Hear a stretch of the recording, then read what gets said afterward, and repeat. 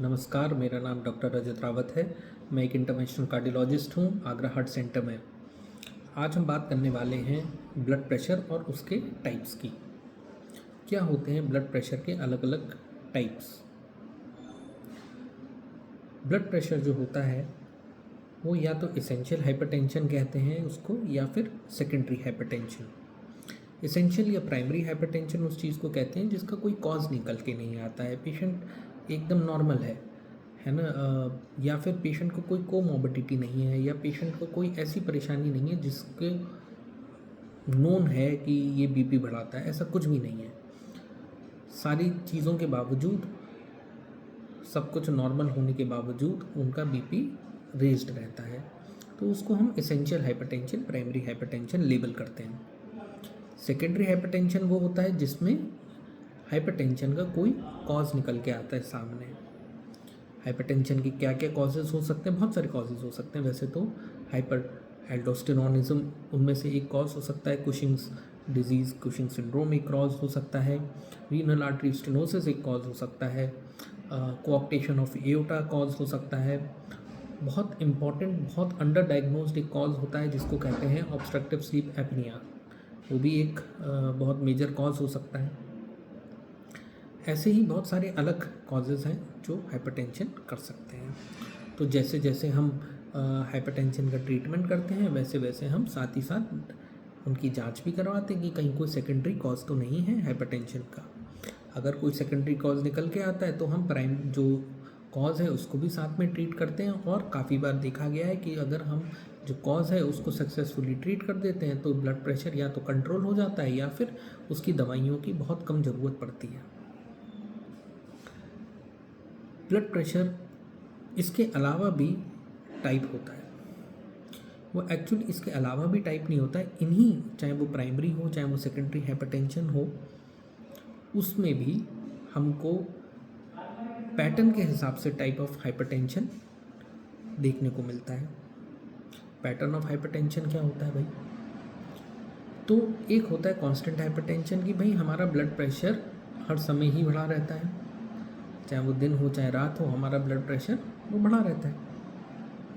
दूसरा क्या होता है ब्लड प्रेशर का type, depending on the pattern of raised blood pressure.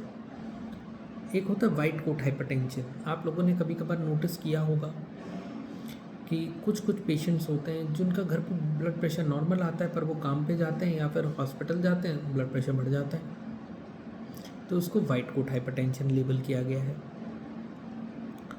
दूसरा किस्म होता है जिसको हम कहते हैं मास्क्ड हाइपरटेंशन। मास्क्ड हाइपरटेंशन क्या होता है?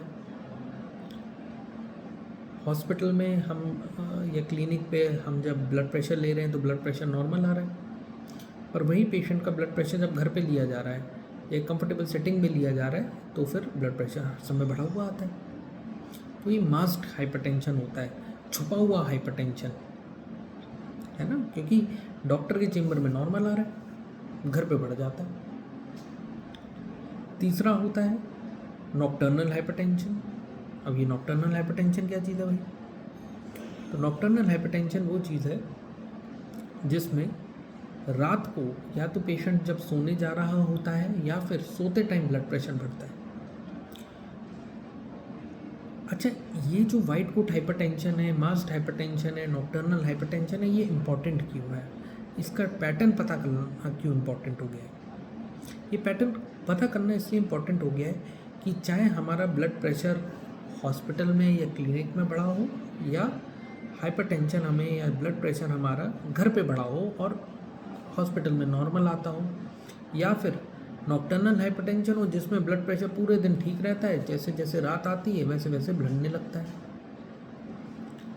क्योंकि बढ़ा हुआ ब्लड प्रेशर लंबे समय तक अगर बढ़ा रहे तो फिर चाहे वो मास्क्ड हो, वाइट कोट हो, नॉकटर्नल कैसा भी हो, वो लंबे समय तक बढ़ा हो तो हमारे अंगों पे प्रभाव डालने लगता है। क्या प्रभाव डालने लग सकता है?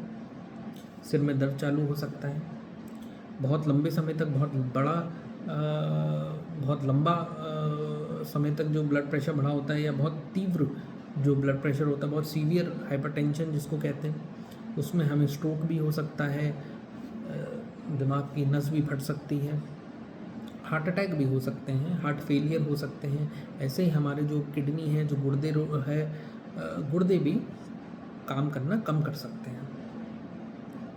ऐसे ही और भी अन्य प्रॉब्लम चालू हो सकती है, हमारी आंखों की रोशनी तक इफेक्ट हो जाती है। तो ब्लड प्रेशर जो होता है उसको कंट्रोल करना बहुत ज़रूरी है। अभी भाई कंट्रोल कैसे हो?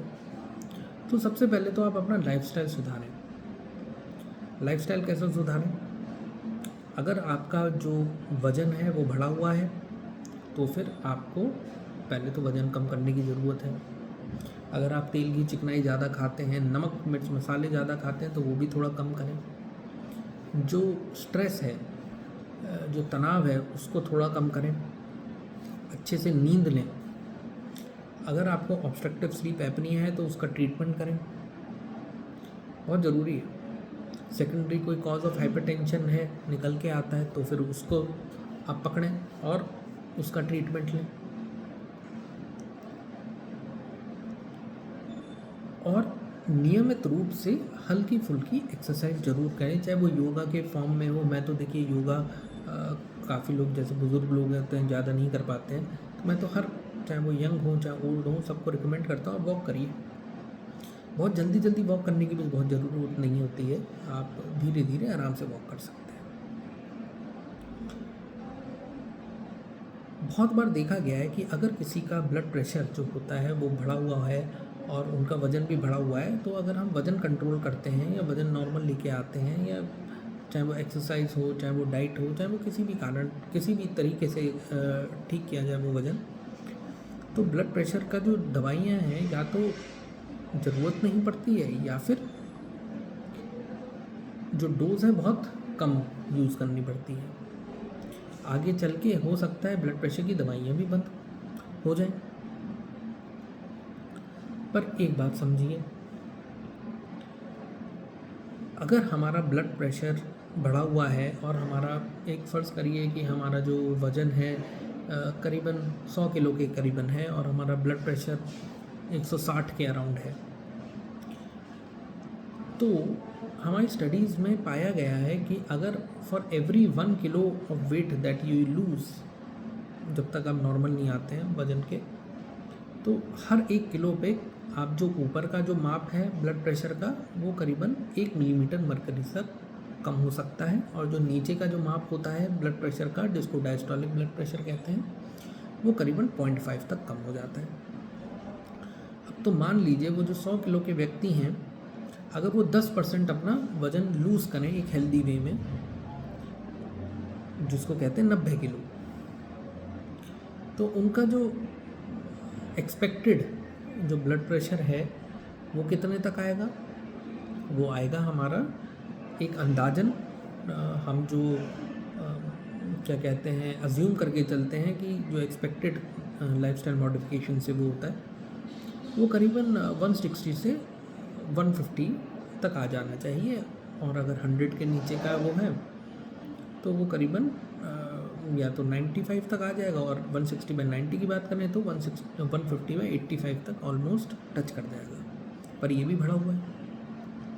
अब वो अगले 10% और कम कर लें, फिर भी ब्लड प्रेशर बढ़ा हुआ है ना, इसी फॉर्मूले से। तो ऐसे व्यक्तियों को ब्लड प्रेशर की दवाइयाँ ज़रूरत पड़ जाएगी। तो ऐसे पेशेंट्स में हम लाइफस्टाइल मॉडिफिकेशन और ब्लड प्रेशर की दवाइयाँ दोनों साथ में चालू करते हैं, है ना। और जैसे जैसे बीपी जो है हमारा नॉर्मल की तरफ आता है, हम डोज कम करते चलते हैं, और जब नॉर्मल पहुंच जाता है तो हम एक बार ट्रायल भी दे सकते हैं डिसकंटिन्यूएशन का, है ना। एक बार एक थोड़ा सा significant period of time BP normal हो, क्योंकि याद रखिएगा 1 या 2 रीडिंग से ब्लड प्रेशर की नॉर्मलसी पता नहीं चलती है। ब्लड प्रेशर जो रिकॉर्ड होता है वो जो कई दिनों तक आपने अगर रिकॉर्ड किया हो अपने घर पे, तो फिर वो ज़्यादा बेहतर होता है। जो मैंने आपको बताया white coat hypertension, masked hypertension, nocturnal hypertension, वो जो है पता करने का सबसे बढ़िया तरीका होता है ambulatory blood pressure monitoring system, ABPM बड़ा नॉन इन्वेजिव टाइप का चीज़ है। BP का फिर बांध दिया जाता है आपके हाथ पे और करीबन 24 घंटे की वो रिकॉर्डिंग बता देता है। और आप जिस तरीके से जो काम कर रहे हैं वो आप काम करिए, मतलब आप दुकान पे जाते हैं, आप दुकान पे जाइए, अपना काम करिए, खाना खाइए, जो भी करना है वो करिए, और वो आपका ब्लड प्रेशर रिकॉर्ड लेता रहेगा और एक ग्राफ में हमको शो करेगा। उससे हमको बहुत चीज़ें पता चलती हैं। मान लीजिए अगर आप कोई दवाई खा रहे हैं ब्लड प्रेशर की, तो उस दवाई का क्या इफ़ेक्ट है आपकी ब्लड प्रेशर पे। ऐसा तो नहीं है कि भाई सुबह तो हमने दवाई खाई, फिर जैसे जैसे शाम हुई हमारी दवाई का असर कम हुआ, BP बढ़ने लगा।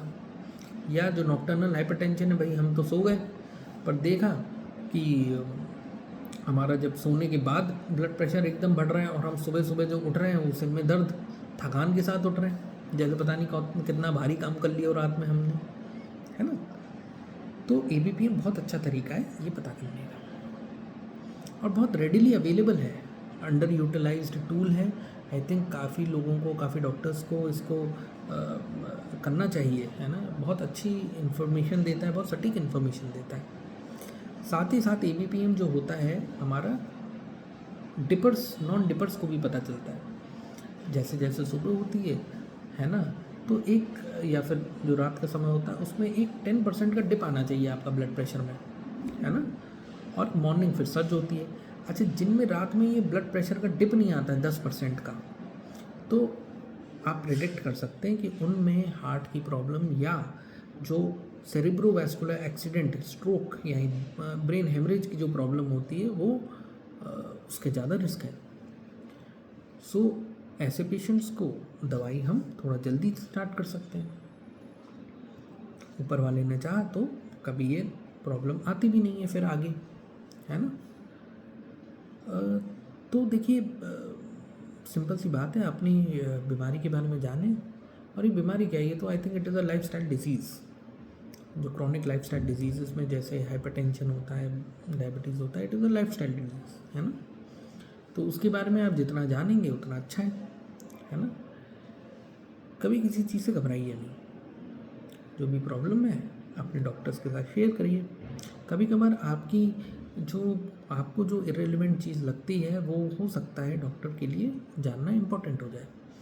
फॉर एग्ज़ाम्पल, आपको खर्राटे की प्रॉब्लम है ना, ये एक हाइपरटेंसिव पेशेंट के लिए बड़ा इंपॉर्टेंट सा हो जाता है कि रात में बार बार उठना पड़ रहा है, पेशाब जाना पड़ रहा है, वह खर्राटे बहुत लेते हैं, एकदम ऐसा लगता है सांस ही रुक गई हो, है ना, एकदम नींद से जग के एकदम हक्के बक्के से उठ जाना।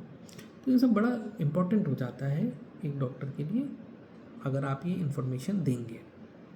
उससे क्या होगा, हमको ऑब्स्ट्रक्टिव स्लीप एपनिया के बारे में पता चलेगा। और यकीन मानिएगा, ऑब्स्ट्रक्टिव स्लीप एपनिया के जो पेशेंट्स होते हैं, if they are successfully treated, तो बहुत बार देखा गया है कि हाइपरटेंशन उनमें कंट्रोल में लाए। और अगर अनट्रीटेड रह जाए तो फिर क्या मिला है हमको, बहुत ख़राब रिजल्ट भी मिले। रेजिस्टेंट हाइपरटेंशन, 3-3, 4-4, 5-5 गोलियाँ चल रही हैं, फिर भी ब्लड प्रेशर कंट्रोल नहीं है, किडनी की प्रॉब्लम होने लगी, हार्ट की प्रॉब्लम होने लगी। ये सब ऐसे उसमें हिस्ट्री में बड़ा इंपॉर्टेंट हो जाता है। अगर आपको डे टाइम स्लीपीनेस हो, भाई रात को नींद कम आती है, दिन में नींद ज़्यादा आ रही है, चिड़चिड़ापन, सिर में दर्द होना, सब बड़े इंपॉर्टेंट से वो है। ऐसे ही चलने पे छाती में भारी बनाना या सांस फूलना, है ना। तो ये सब अपने लक्षणों के बारे में जानिए। हाइपरटेंशन, ये जो बढ़ा हुआ ब्लड प्रेशर है, अक्सर एसिम्प्टोमेटिक होता है, इसके कोई खास लक्षण नहीं होते। पर अगर इससे होने वाली परेशानियां होने लगी कि बढ़े हुए BP से, जैसे मैंने आपको बताया कि भाई ब्रेन इन्वॉल्व होने लगा, आँख इन्वॉल्व होने लगी, हार्ट इन्वॉल्व होने लगा, किडनी इन्वॉल्व होने लगी, ये सब इन्वॉल्व होने लगा, तो फिर ये एसिम्प्टोमेटिक नहीं रहता है, फिर बहुत अलग दिशा में गाड़ी चली जाती है, फिर अच्छा भी नहीं लगता। एक दो गोली से जिस चीज़ का इलाज हो सकता था, फिर हमको आगे चल के डायलिसिस करवा रहे हैं, स्टेंट पड़ना है, ये सब अच्छी बातें थोड़ी होती हैं, है ना। तो थोड़ा सा हमको अपने बारे में या अपनी प्रॉब्लम के बारे में थोड़ा सा पता होना चाहिए, है ना। और आपसे मैं आई थिंक और भी कोई क्वेश्चन हो तो प्लीज़ मेरे को कमेंट में लिखें आपके questions, and I will try and इन चीज़ का वीडियो बनाने के लिए। मेरा मानना है कि पेशेंट्स को अपनी बीमारी के बारे में हमको अच्छे से बताना चाहिए। बहुत सारी प्रॉब्लम्स जो होती हैं वो या फिर जो ट्रीटमेंट गोल है अगर हम नहीं पहुंच पा रहे हैं, वो इस वजह से हो सकता है कि हम शायद बीमारी ढंग से समझा नहीं पाए, है ना। या फिर कभी कभार ये भी होता है भाई सामने वाला समझना ही नहीं चाह रहे, है ना। तो एक ओपन माइंड से आइए, है ना, और अपनी जो भी क्वेरीज हैं वो पूछिए, है ना। और क्या कहें, है ना। और डोंट टेक स्ट्रेस। मैं अपना हर वीडियो या अपना हर लेक्चर एक ही चीज़ से एंड करता हूँ, कोशिश करता हूँ the best decision that you will ever take in your life is to be in a good mood, है ना। इसके बारे में सोचिएगा। धन्यवाद। मैं हूँ doctor Rajat Rawat, Agra heart centre, interventional cardiologist.